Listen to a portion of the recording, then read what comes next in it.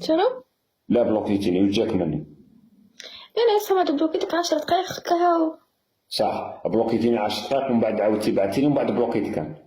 ليه انت بلوكيتي؟ لا انت بلوكيتيني 10 دقائق لا وجاك مني يعني. ليه على خاطر مسألة أحلاف يمين. صح شنو؟ قرا شوف ثم قرا ايه والله ما فهمتك. خطيك اسمع. صح نهضروا يا اخي انت راكي من تونس تما اختي وانا عايش في الجزائر تما خوك صح. بعثتي لي في الانستغرام كش ما جاك مني في الانستغرام.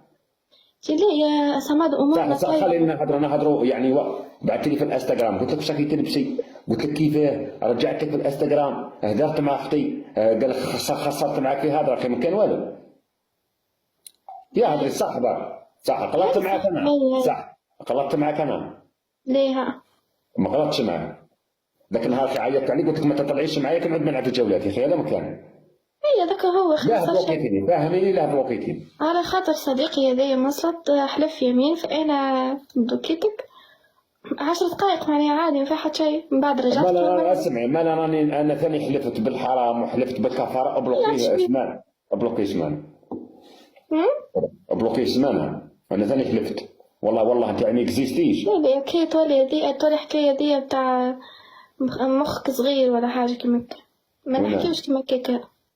بصح انا لا تبلوكيني واش درت لك واش ذنبي انا قلت لك نتعرف عليك قلت لك يا اخي معايا في الانستغرام كش ما قلبت معاك عيطتك في كاميرا هضري ما تخافي ما والو قلبت عيطتك انستغرام والله انستغرام انا علاه ما عطيتوليش الانستغرام دوك نعطوك حتى الواتس صح انا قلبت معاك اخي ما قلبتش مع اختي كش ما قلت لك كلمه صح قلت لك كلمه خايبه ليه دايرك عز واحد من خواتك كش ما قلبت معاك كش ما يا اخي ابونيتك في الانستغرام ما كتبتلكش انا الحمد لله اللي ما نقرا